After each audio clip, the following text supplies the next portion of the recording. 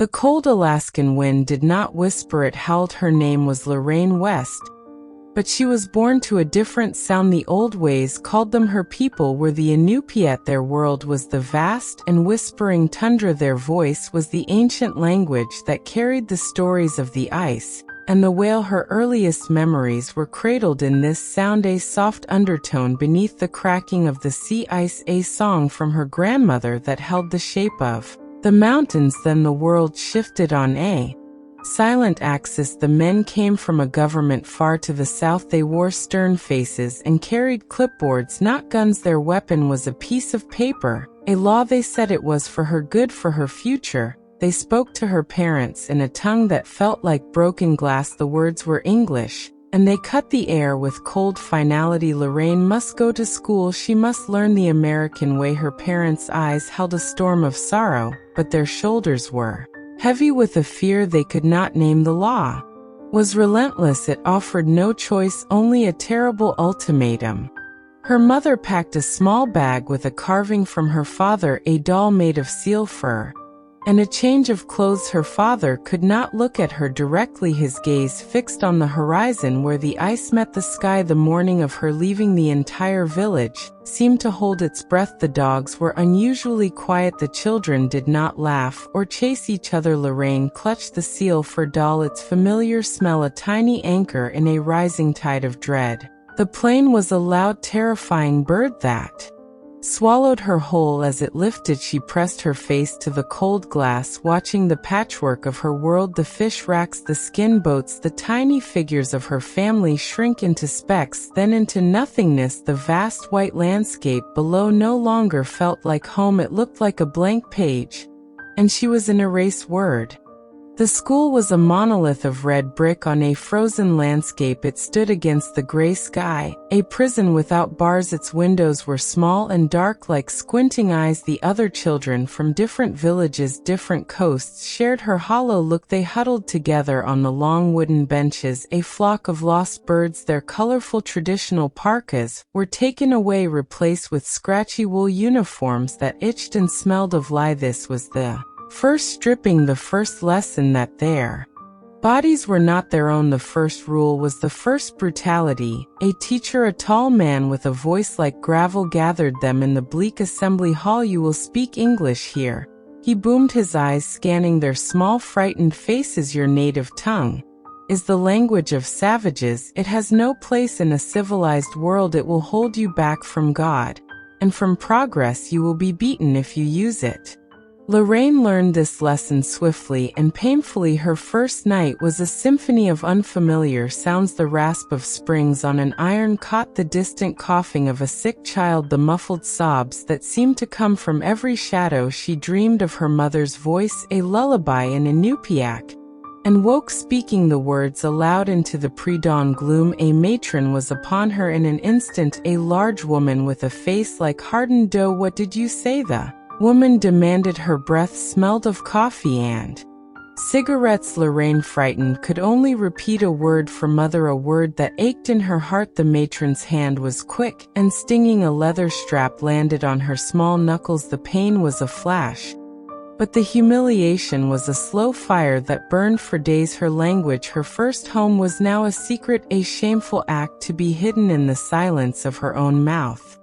The years unfolded in a gray parade of loneliness. The food was strange and gluey. It held no memory of the land. Oatmeal that stuck to the roof of her mouth, stew with meat of unknown origin. The clothes erased the identity of her village's handmade garments. The lessons spoke of a history that was not hers. They celebrated men who discovered lands that were already discovered by her ancestors. They taught her to be ashamed of the subsistence life, the sacred hunt that fed and clothed her people. It was called backward, primitive, a hindrance to the march of America. She learned to read and write in English fluently, yet each perfect sentence felt like a betrayal, a wall built between her and her family. The letters she was allowed to send home were censored, inspected for any native script or sentiment that smacked of the old ways. Her words became stilted, generic. I am fine, I am learning, how are you?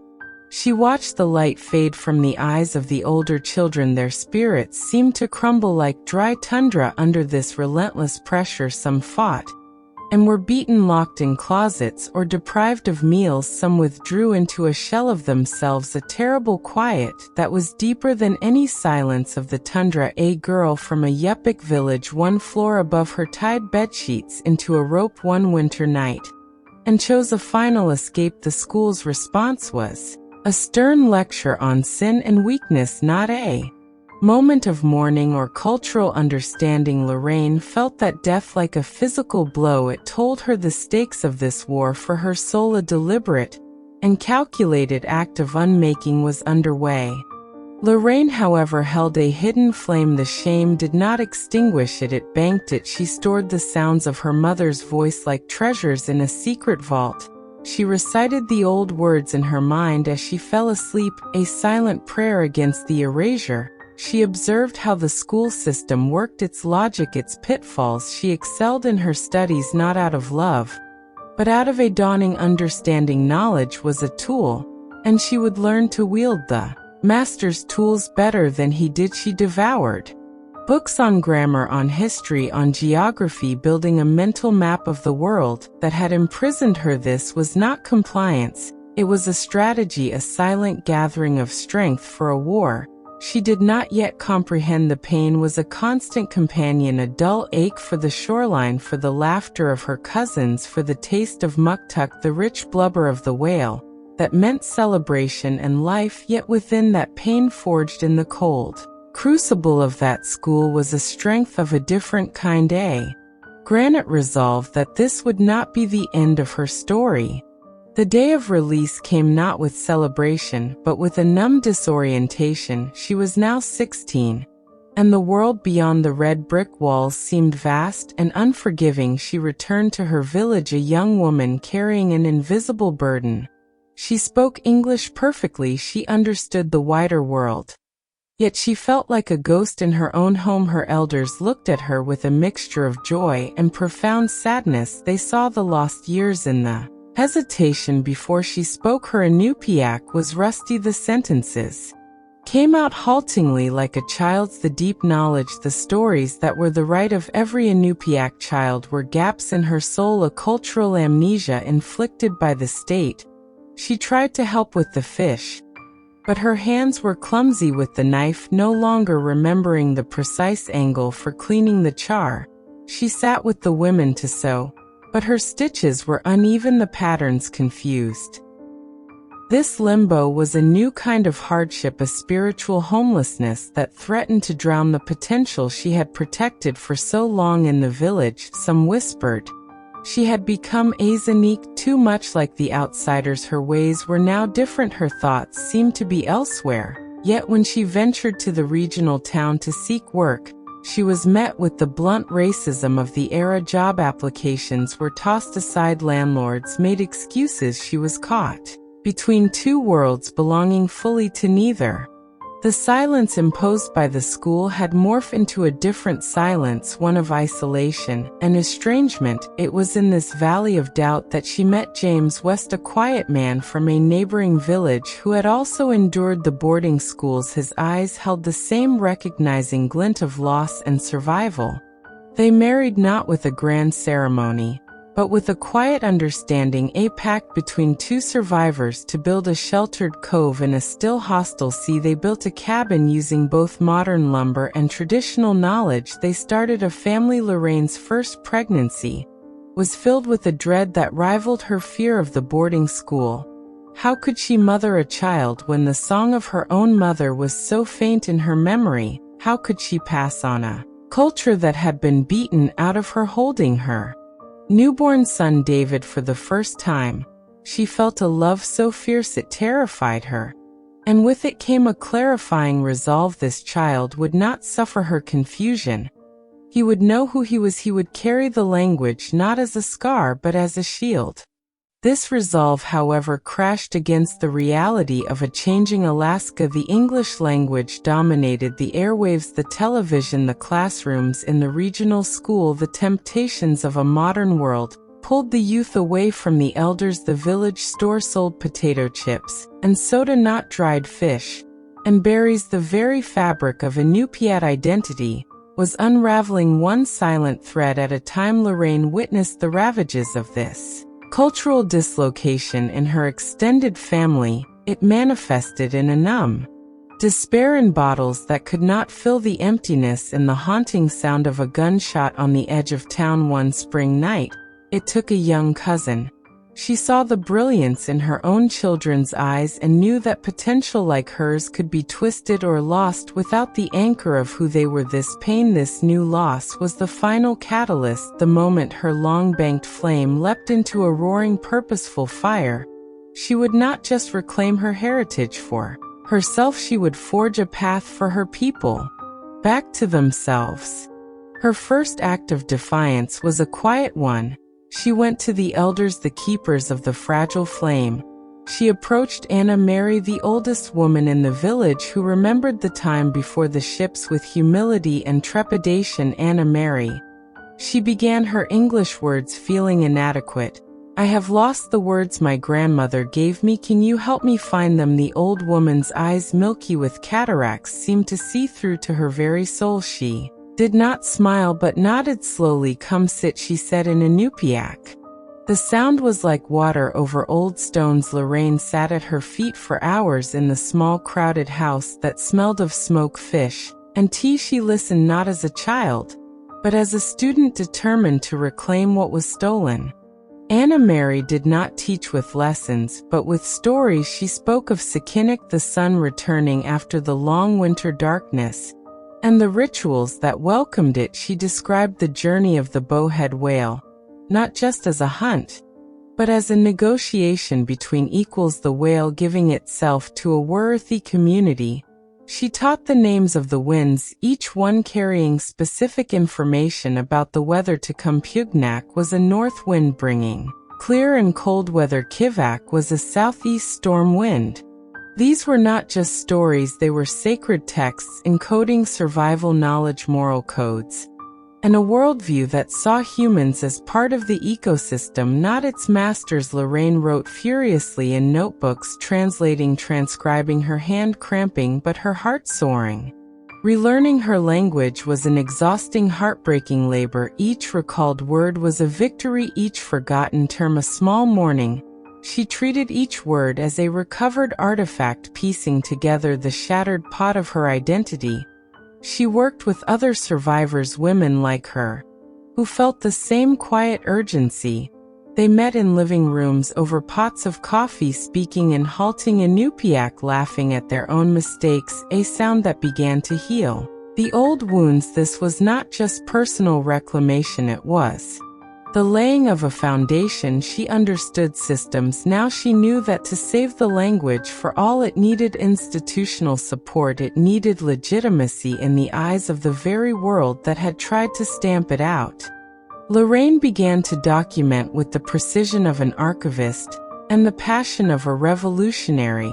She used the English writing skills honed in the oppressive school to write grants and proposals. Her arguments were clinical and devastating. She cited studies on language loss and its correlation with depression, substance abuse, and suicide. She framed Iñupiaq language revitalization not as a nostalgic folk project, but as a critical public health initiative, an issue of tribal sovereignty and educational equity. She took these proposals to the tribal council, composed mostly of older men skeptical of investing scarce resources in what they saw as a soft project. She spoke before them, her voice steady. "We were taught to be ashamed of what makes us Iñupiat, that shame is killing our children. This language is not about the past, it is the tool to build our future. Without it, we are building on ice."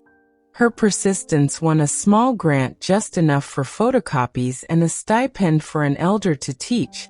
She founded a language nest in a borrowed back room of the community hall.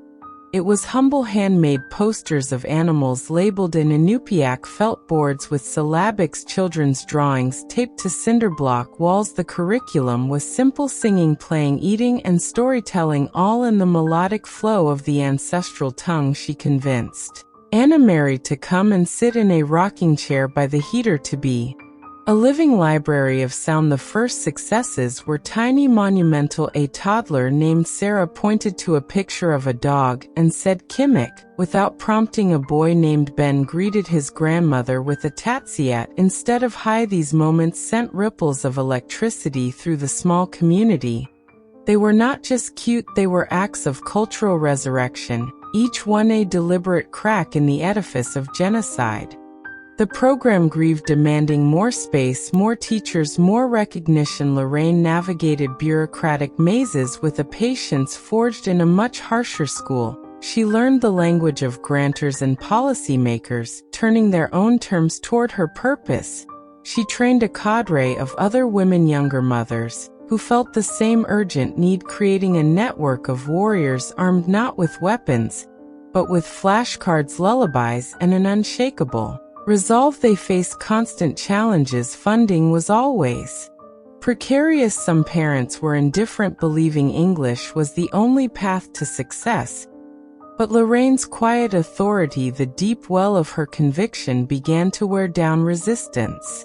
Knowing language must live in the land, not just on paper. Lorraine organized seasonal camps on the tundra. Families would spend a week at a time at a traditional fishing site, but with one crucial rule: only Iñupiaq was to be spoken during the activities, for the catch, for preparing food, for navigating the terrain. At first it was awkward, and stilted adults who were fluent in English fumbled for terms they had not used since childhood. Laughter filled the gaps as a man struggled to recall the word for a specific fishing weir, or a woman forgot the verb for the way the salmon darted. But slowly, magically, the language left the abstract realm and rejoined the physical world. It became alive again, functional and rich. They named the plants again. They described the weather in its nuanced specificity. The ice was not just ice, it was siku, a general term, but also chinu, the slushy ice that forms at the edge. The language proved itself not a relic, but a highly advanced system of environmental knowledge. Lorraine's work expanded beyond the local. She partnered with academic linguists from the University of Alaska, insisting on a collaboration of equals, not an extraction of knowledge. She helped develop standardized teaching materials, ensuring the language could be consistently and accurately passed on, not just orally, but through text. She became a sought-after speaker, her quiet dignity a powerful contrast to the dry academic presentations at education conferences. She would stand at the podium, a composed Iñupiaq woman in a modern suit, and speak of the leather strap on her knuckles, the sound of a child crying for her mother in a dark dormitory, the taste of shame. She would then detail her program's success rates, the statistical improvement in school attendance and health outcomes in children from the language nest. The room would fall utterly silent. Her story was the irrefutable argument. The greatest and most painful test came from within her own family. Her teenage son David, in the throes of adolescent rebellion, saw the language as irrelevant to his world of video games, hip-hop, and college dreams. He resisted speaking it, dismissing it as old people's talk. "It won't help me get a job in Anchorage," he said one night, his words a knife in her heart. Lorraine remembered the force used on her and recoiled from it. She would not recreate the coercion of her past. Her strategy shifted from teaching to inviting. She waited for moments when he was working on his snow machine. She would sit nearby and say, "Remember how your grandfather taught you to listen to the engine that sound? It has a name in Iñupiaq." She told him stories not as lessons, but as gifts, stories of his ancestors navigating by the stars using constellations whose names were verbs, not just nouns, stories of the cleverness of the raven, the trickster, who shaped the world. She took him on a hunting trip with his uncle, just the two of them on the sea ice. His uncle, an expert hunter, spoke only in Iñupiaq as he read the ice, the wind, the behavior of the seals. David fumbled, but listened intently. His uncle pointed to a barely visible discernment in the ice's texture. and said a single word, a term that meant dangerous thin ice with pressure ridges ahead. No English phrase captured it so perfectly in that moment on the vast silent ice. David saw it. The language was not about the past, it was a precise tool for survival in the present, a living code that held knowledge. The satellite phone in his pocket could not provide his resistance, did not melt in a dramatic instant, but eroded day by day under the steady drip of realization that this was not a shackle, but a unique key, a source of pride and identity that the dominant culture could neither access nor understand. Decades flowed like a mighty river, carrying both erosion and new growth. Today Lorraine West is an elder herself. Her hair is silver, her hands are etched with the lines of time and work, but her eyes still hold that unbroken fire. Her home is a hub of constant gentle activity. Young linguists from the university sit at her table, recording her pronunciation of rare verbs. Teachers bring their Iñupiaq curriculum for her approval. She attends graduations where young people now give speeches in both English and Iñupiaq. A right she fought to institute. Her grandchildren chat fluently in the language that was once nearly silenced. Their laughter in Iñupiaq is the sweetest sound she knows. The scars remain, a permanent ridge on her knuckle from that first beating, the occasional nightmare of endless gray corridors, a flicker of sorrow when she thinks of the cousins and friends who did not survive the cultural schism. But these are not symbols of defeat. They are the proof of her survival, the topography of her journey. She transformed the poison of her education into the medicine for her people. She took the language they stole and not only reclaimed it for herself, but built a fortress, a living archive to protect it for generations unborn. Her bravery was never a single explosive act, it was the daily unwavering courage to face the ghosts of shame, to speak when silence had been enforced, to build when everything had been torn down.